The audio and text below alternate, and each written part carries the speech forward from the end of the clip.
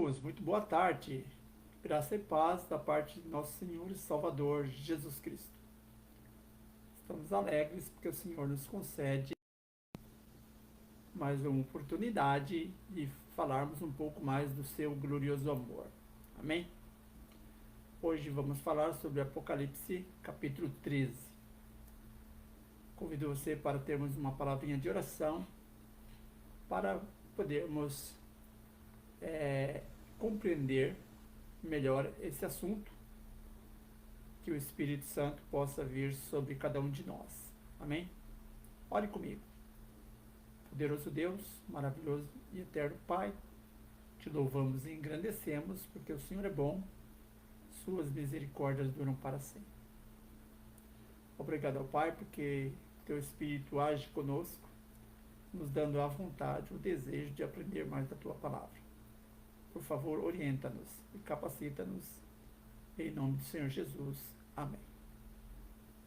Muito bem, amigos. Apocalipse capítulo 13 diz assim, o verso 10. Se alguém leva para cativeiro vai.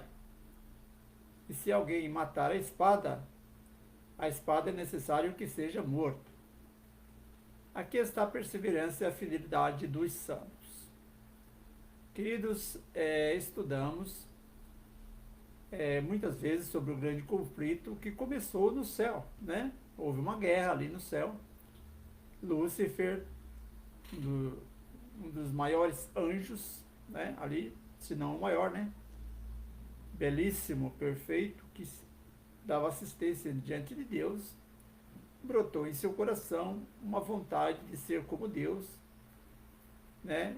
Ao passo que ele passou a contaminar os demais anjos com suas ideias, dizendo que o governo de Deus era injusto e a lei de Deus era injusta.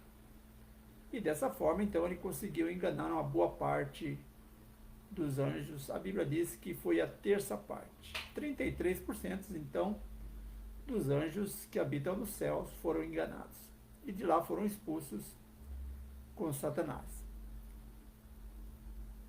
Muito bem, então, esse conflito se estendeu para a terra, né, porque ele foi expulso para cá, quando Satanás lançaria a sua ira contra a igreja de Deus. Uma vez que ele não pôde, então, vencer essa batalha no céu, então ele resolveu atacar a igreja, a noiva de Cristo, né? Aquela que representaria a Cristo aqui nessa terra, até o dia que ele novamente voltaria para buscar os seus escolhidos. O capítulo Deus apresenta os dois poderes que, aliados a Satanás, né, unirão e terão o objetivo de dizimar o povo de Deus na terra. Esse era o plano, né? Destruir os filhos de Deus. Besta é um animal, segundo a profecia, e significa rei, reino ou poder. Portanto, queridos, Daniel 7,17 nos dá essa interpretação. A besta que emerge do mar e a besta que emerge da terra são dois poderes diferentes, mas que, unidos, se tornarão potencialmente perigosos, principalmente no desfecho da história deste mundo. Existe uma associação inconfundível entre esse capítulo 13 e o capítulo 7 do livro de Daniel, né? Capítulo 13 de Apocalipse e capítulo 7 de Daniel. Existe uma associação incrível. Ambos apresentam uma sequência de animais que destacam a figura de uma besta ou um animal terrível e espantoso. Segundo Daniel, capítulo 7, verso 7. Esses animais, na sequência da profecia de Daniel, bem como a estátua do sonho de Nabucodonosor em Daniel, capítulo 2, representam, respectivamente, os reinados deste mundo, que tiveram início com o reinado de Babilônia, depois os medos e persas, depois a Grécia de Alexandre o Grande e depois Roma dos Césares, a Roma pagã. Mas, de todos os impérios, o quarto, o último, né, descrito como um animal medonho, terrível, espantoso, deixaria registrado na história um reinado de medo e descaso para com a Bíblia, a palavra de Deus. E João, por sua vez, viu uma besta que saiu do mar, ou seja, uma besta que surgiria dentre os povos, entre as multidões, entre as nações e línguas.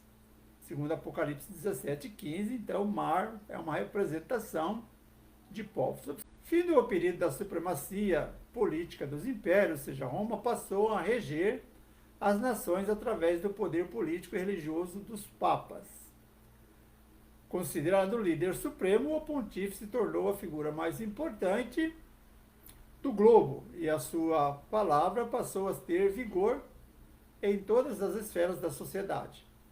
Existem diversas semelhanças entre o chifre pequeno da profecia de Daniel 7 e a besta que emerge do mar de Apocalipse 13. Ambos, portanto, representam o mesmo poder, ou seja, Roma papal. Vimos que este tempo de apogeu durou 42 meses, segundo Apocalipse 13, verso 5, ou seja, 42 meses de 30 dias cada mês, dão um período de 1260 dias. Um dia profético representa um ano literal, segundo as profecias, tendo o seu fim, então, no ano de 1798, com a prisão do Papa Pio VI.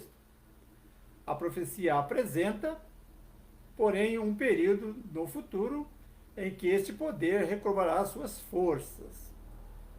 E a Bíblia diz assim: essa ferida mortal será curada, né? E toda a terra se maravilhará, seguindo a besta. Apocalipse 13, verso 3. O que aconteceu com o poder papal em 1798? O general Berthier recebeu ordem, né, no caso, para aprisionar o Papa Pio VI, e isso representa uma ferida no papado, no sistema papal. Então, em 1798, esse Papa ele foi preso, sendo confinado e morrendo na prisão. Então, foi aberta uma ferida, mas a Bíblia diz que essa ferida haveria de ser curada, ou seja, Roma papal reassumiria o controle do poder civil e religioso e revelará ao mundo um discurso que atrairá multidões. Veja bem, o verso 8 do capítulo 13 de Apocalipse diz: aqueles cujos nomes não estão escritos no livro da vida do Cordeiro, que foi morto desde a fundação do mundo. Então, essa ferida vai ser curada, ou já está sendo curada, e sairá a enganar todos aqueles que não têm o seu nome escrito no livro da vida do Cordeiro. Ok? Em outras palavras, que não estão salvos. Será que o cenário mundial atual já não revela indícios suficientes de que esta profecia já está se cumprindo? O que você acha? Eu tenho certeza, né? Politicamente falando, economicamente falando, moralmente falando, os sinais estão todos aí de que esta profecia está se cumprindo atualmente. O líder maior do catolicismo, o Papa, ele tem visitado até mesmo países muçulmanos, ele tem recebido com tapete vermelho, né? Tem sido aclamado por multidões onde quer que ele passa. Inclusive aqui no nosso país, né, já foi aclamado. Toda vez que ele veio aqui, ele foi exaltado, foi glorificado, enfim. A palavra profética, ela se cumpre, né? A besta que surge da terra é um outro poder, certo? Ao contrário daquela que surge do mar, representa um poder que surge de um lugar ermo, deserto ou pouco povoado. Fugindo da perseguição, muitos cristãos desbravaram os mares à procura de viver com liberdade de sua crença. Foi assim que surgiu os Estados Unidos da América do Norte, com seus ideais protestantes de liberdade civil e religiosa. Como os dois chifres não possuem coroas ou diademas, como a descrição da besta anterior. Eles não se referem a reinos, mas podem se referir a esses dois ideais de liberdade civil e religiosa, já que parece um cordeiro, isto é, apresenta-se uma nação cristã, mas que no fim revelará a sua verdadeira natureza, pois falará como o dragão. Apocalipse 13, verso 11. Há alguns anos seria impossível fazer qualquer ligação ou conexão entre a nação norte-americana e o Vaticano. Hoje, porém, vemos que as relações estão cada vez mais estreitas e que as portas estão sendo abertas para um diálogo cada vez amistoso e uma associação cada vez mais íntima. A besta que sobe do mar representa as duas fases de Roma: Roma pagã, do período dos Césares, e Roma papal, a Roma eclesiástica, partindo do princípio de que ela emerge do meio dos povos, as nações. As 7 cabeças representam os seguintes reinos: Egito, Assíria, Babilônia, Medo-Persa, Grécia, Roma pagã e Roma papal. São todos esses reinos que, através dos tempos, se levantaram contra o povo de Deus, se declararam inimigos do povo de Deus. Esses foram os povos, né, que representam os piores inimigos do povo de Deus ao longo da história. A profecia indica que Roma adquiriu características peculiares de alguns desses povos. Por exemplo, da Grécia, que é identificada como leopardo em Daniel capítulo 7, a semelhança do sistema religioso do culto a imagens e invocação dos santos. Então, Roma, ela adquiriu essa característica dos gregos. Quanto aos medos persas, que é representado em Daniel 7 como sendo um urso, a instituição do domingo como dia de guarda. Essa foi um costume trazido dos medos e persas. Os persas dedicaram o primeiro dia da semana como um dia de culto ao Deus Sol. E da Babilônia, o leão, Roma copiou a soberba, o orgulho e o descaso para com a lei de Deus. Segundo Isaías 13:11, 14:10 até o 14. O início da cura da ferida mortal se deu em 1929. O que aconteceu em 1929? Benito Mussolini assumiu uma concordata concedendo ao papado 44 hectares de terra que, mais tarde, se tornaria o menor país do mundo, o Estado do Vaticano. A partir daí, os pontífices voltaram a ter um prestígio que só vem crescendo. E a nação norte-americana, aclamada como grande potência mundial, mostrando que caminha para dar as mãos à besta que sobe do mar, né? Ou seja, o sistema papal, logo nos será tolhida a liberdade de crença, liberdade econômica. Apocalipse 13:17, né? E até o direito fundamental de ir e vir.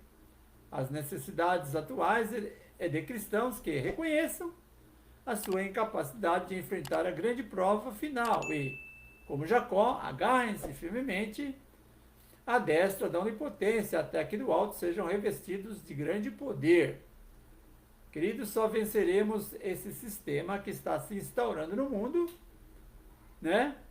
Mediante o poder de Deus. Precisamos da influência e a capacitação do Espírito Santo para dizermos não a essa nova ordem de coisas que está surgindo, ok? A compreensão dos símbolos do Apocalipse não pode ser maior do que o desejo por conhecer aquele que esse livro revela, Jesus Cristo. A grande controvérsia final é uma guerra entre os verdadeiros adoradores e os falsos adoradores. E o número da besta, Apocalipse 3:18, é uma representação de falsa adoração. Enquanto o número 7 significa perfeição e aponta para um Deus criador, o número 6 é considerado o número de homem.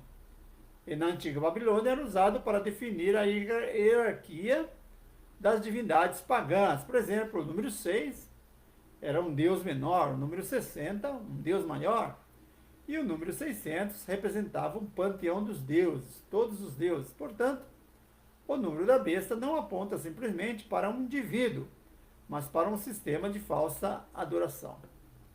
Portanto, querido, lembre-se, bem-aventurados são aqueles que leem, aqueles que ouvem as palavras da profecia e guardam as coisas que estão escritas nelas, pois o tempo está se cumprindo. Apocalipse capítulo 1, verso 3, o tempo está próximo. Queridos, Apocalipse 13 tem a descrição de duas bestas, uma que sai do mar, que surge do mar, e outra que surge da terra. A primeira é a parte apostatada do cristianismo, representada pela maior e mais histórica de todas as igrejas cristãs. Já a segunda besta que sai da terra é a parte política que vai ficar louca, representada pelo país mais poderoso do mundo. Esse poder religioso e esse poder estatal darão as mãos um para o outro. O primeiro vai impor uma condição religiosa, que é a guarda ou santificação do domingo, como se fosse o dia do Senhor. E cá para nós, a grande maioria dos evangélicos que deveriam protestar estão abraçando essa ideia, dizendo que o domingo é o dia do Senhor, né? Infelizmente. O segundo vai impor uma condição econômica, que é a liberdade ou não de comprar ou vender. Surgirá então a maior intolerância político-cultural, sociopolítica e econômica e religiosa de todos os tempos, que será o famoso e conhecido decreto dominical, ok? Quem decidir ser guardador do sábado não poderá comprar nem vender, e ainda sofrerá uma perseguição que intentará eliminá-los. Isso é o que nos aguarda num futuro muito breve. Ok, meu amigo? Então, não somente estude a fundo as profecias apocalípticas, mas também fique de olho em todos os movimentos políticos que estão acontecendo para montar o grande quebra-cabeça desse desfecho da história mundial. E não tenha medo. Quanto mais você conhecer este livro, amigo, mais preparado você estará para tudo o que está por vir e para a volta do Senhor Jesus Cristo. Portanto, estude hoje, tire um tempo para estudar o livro de Apocalipse, principalmente aí o seu capítulo 13. Deus estará ao seu lado, tenha certeza. Amém? Forte abraço, que o Senhor te abençoe e te guarde. Amém? Até a próxima. Tchau, tchau.